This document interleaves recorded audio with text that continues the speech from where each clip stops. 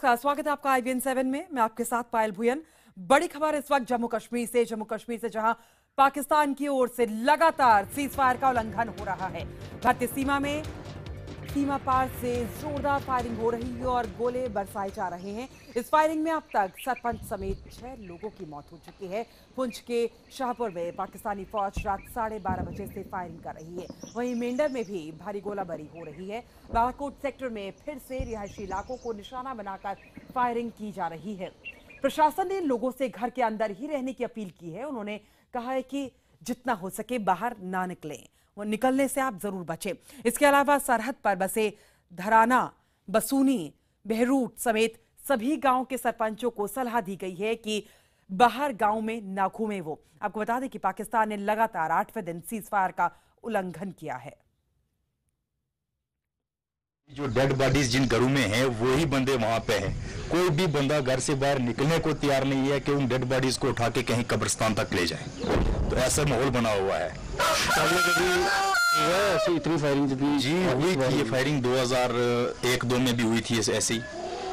तो उस वक्त भी इतना जानी माली लॉस हुआ था। उसके बाद पिछला साल छोड़ के उससे पहले साल हुआ था ऐसा, लेकिन उसके बाद लास्ट ईयर थोड़ी शांति रही।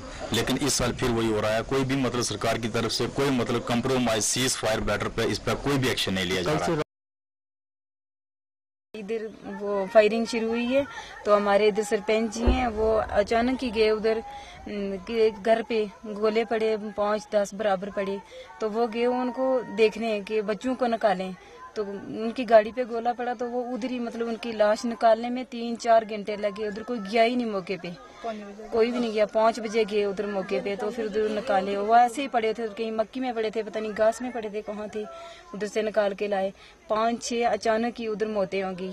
तो बाकी के 5-6 जख्मी हैं और जम्मू जो अभी रेफर हुए हैं बत्रा हॉस्पिटल में। तो इस वक्त बहुत खस्ता हालात है। अपने घर छोड़ के तो घर से बेघर हुए। सर 2 दिन से अब बहुत फायरिंग चल रहा है सर। हमारे 5 आदमी जो है वो अभी तक मर चुके हैं। उनका कोई दफनाने का स्कीम नहीं है। यहाँ पे कोई फैसिलिटी अवेलेबल नहीं है। न तो कोई आर्मी वाला या कोई पीछे, ये बात जो है ये कम से कम PM या CM तक होनी चाहिए। कोई वहाँ तक बात जो है हमारी वो पहुँचाता नहीं है। तो कल से जो है फायरिंग चल रही है। हमारे लोग दर बदर का कोई जो डेड बॉडी है वो डेड बॉडी है, वो जो कुछ जम्मू की जम्मू पड़ी है, मेंढर की मेंढर पड़ी है। जो आदमी सीरियस है वो जो जिस हॉस्पिटल में वहाँ जहाँ पे है वहाँ उधर के उधर ही है। कोई वहाँ उनको देखने के लिए नहीं जाता। लोग खौफ से डर से वो घर से जो है वो बाहर ही नहीं निकल पाते हैं। इधर कल से ये शेलिंग शुरू हुई, फायरिंग शुरू हुई और बमबारी शुरू हुई। इस तरह की हमें बहुत खतरा महसूस हुआ, लेकिन आर्मी ने हमें बहुत साथ दिया। उन्होंने हमें वहाँ से भगाया। अभी क्या हालात है वहाँ के? अभी तो हालात बहुत नाजुक है, बमबारी चल रही है। अभी कुछ भी नहीं कह सकते हैं कि क्या होगा, कुछ भी हो सकता है। और हम आपको तस्वीरें दिखा रहे हैं जहां पर डिप्टी CM निर्मल सिंह यहां पर घायलों से मिलने पहुंचे हैं। अस्पतालों में उनका हाल जान रहे, परिवार वाले भी वहां पर है। और जैसा कि यहां पर हम आपको सुना भी रहे थे, लोग बता रहे हैं कि किस तरीके से वहां पर फायरिंग की जा रही है। हौसला यहां पर दे रहे हैं कि सरकार उनके साथ है, लेकिन हालात यहाँ पर कैसे हैं, किस कदर बदतर होते जा रहे हैं हालात, ये तस्वीरों से साफ जाहिर है। लेकिन इस वक्त डिप्टी CM निर्मल सिंह यहाँ पर अस्पताल पहुंचे हैं घायलों से वहां पर मिलने के लिए। हमारे साथ हमारे संवाददाता पवन भी इस वक्त फोन लाइन पर मौजूद है। पवन, यहाँ पर निर्मल सिंह घायलों से मिलने पहुंचे, पहले तो ये बताइए हालात किस तरीके से हैं और हॉस्पिटल में किस तरीके से इनकी चिकित्सा हो रही है? अब देखिए, यहाँ हम इस समय बालाकोट में हैं। बालाकोट में अभी भी हैवी शेलिंग जो है वो चल रही है। रुक रुक कर वहाँ से मोटार शेल दागे जा रहे हैं। पूरे इलाके में एक दहशत बनी हुई है। लोग घरों के अंदर हैं। 5 लाशें इस समय घर के बाहर पड़ी हुई हैं, जिनको दफनाने के लिए लोग एकत्रित हुए हैं, लेकिन वहाँ पर लोग बाहर नहीं निकल रहे कि अगर जहाँ पर ज्यादा लोग इकट्ठे होते हैं, दोबारा फायर अगर जहाँ गिरता है तो ज्यादा कैजुअलिटी हो सकती है। तो काफी टेंशन यहाँ पर बनी हुई है पूरे बालाकोट सेक्टर में। और पुंछ के जितने भी सेक्टर हैं वहाँ पर अभी शेलिंग और मशीन गन से फायर वहाँ पर चल रहा है। जो घायल हैं उनको जम्मू और जोरी में रखा गया है। वहाँ पर डिप्टी CM पहुंचे हैं, उनका घायलों का जो उपचार का उनकी जानकारी ले रहे हैं। वहाँ पर उनके घर वालों का भी हौसला बढ़ा रहे हैं। लेकिन जो हकीकत ग्राउंड पे यहाँ पर है इन इलाकों में, बालाकोट सेक्टर में, यहाँ जितने भी सीमावर्ती गांव के लोग हैं, वो आज एक जनाजा है जिसमें 5 लोग कल जिन्हें मारे गए थे, उनको आज दफनाना है। लेकिन यहाँ पर आलम ये है कि इतनी शेलिंग है कि लोग घरों से बाहर नहीं निकल रहे हैं, और जो लोग उनके घर जाना चाहते हैं उनको घंटों पैदल चलना पड़ रहा है, क्योंकि गाड़ियों की मूवमेंट फोर्सेस ने सारी बंद कर दी है, क्योंकि वो उस पार से जो शेलिंग हो रही है वो गाड़ियों को हिट कर रहे हैं, रोड के ऊपर आके मोटार शेल गिर रहे हैं। Men have lost their life. What do you have to say on that? Actually, Pakistan is not understanding the ground situation. They feel that they can pressurize India on their terms, but it's not going to happen. I think it's in their interest also, in the larger interest of this both the countries, that civilians should not be hurt, and this firing should stop. Otherwise, they have to face it, what I say. Because this is not acceptable that civilians, they are killed, they are injured. What they have to do with anything which they are claiming, but they are doing it, and they are not looking to the reasons. So specifically, 120 mortars are being fired on. They are targeting the villages. It shows their desperation. It shows their desperation because Pakistan is a failed state, and in order to keep their different provinces intact, because they have a threat from the same monster, that is terrorism, which is creating hurdles for them, which is harming them, but they are not understanding it. Only to divert their attention, they are hitting Indian civilians, and which is not acceptable, and they shall be paid back in the same terms. And our forces, they are alert, they are replying their gunfires, but this hurting the civilians, it's not understandable, which they are not understanding. So what is the latest detail? The firing still going on, and how many people I have been told that the firing is still going on. It's going on Balakot sector, then lastly it was in this Pragwal sector also. So they are doing it, and our forces, they are just facing them, and they are retaliating in the equal terms. तो वहीं पाकिस्तान की ओर से हो रही लगातार firing को लेकर कांग्रेस ने सरकार पर निशाना साधा है। पार्टी नेता मनीष तिवारी ने सरकार से एनएसए स्तर की बातचीत रोकने की मांग की है।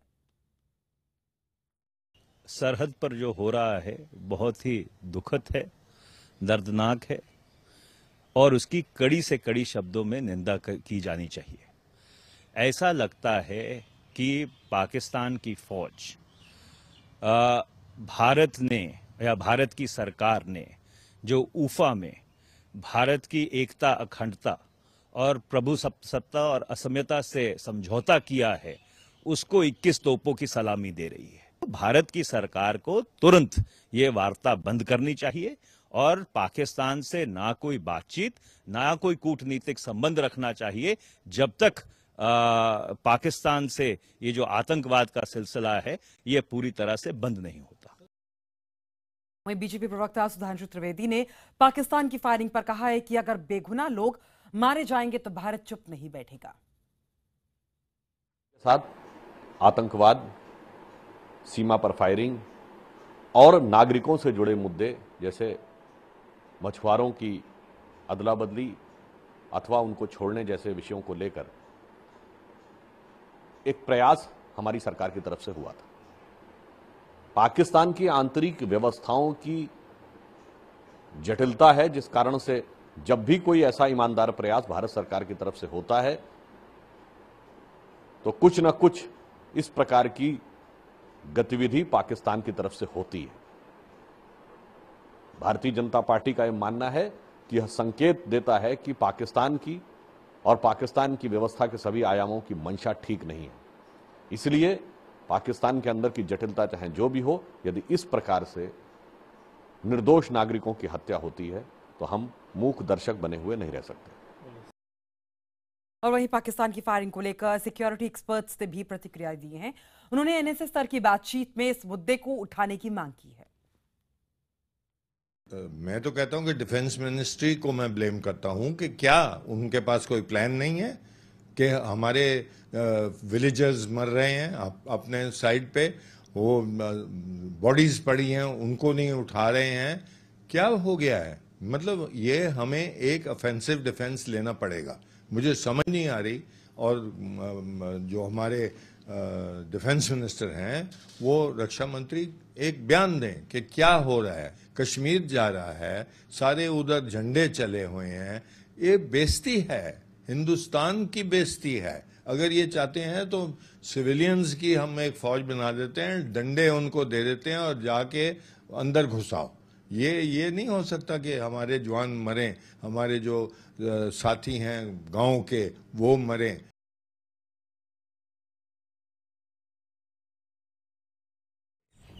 ये जो टेंशन है लाइन ऑफ कंट्रोल और इंटरनेशनल बॉर्डर के ऊपर, ये ज़रूर बढ़ रहा है। और हमको ये गुरदासपुर और उधमपुर की घटनाओं को अगर हम याद करें तो अंदाज़ा होगा कि किस प्रकार से ये तनाव बढ़ रहा है।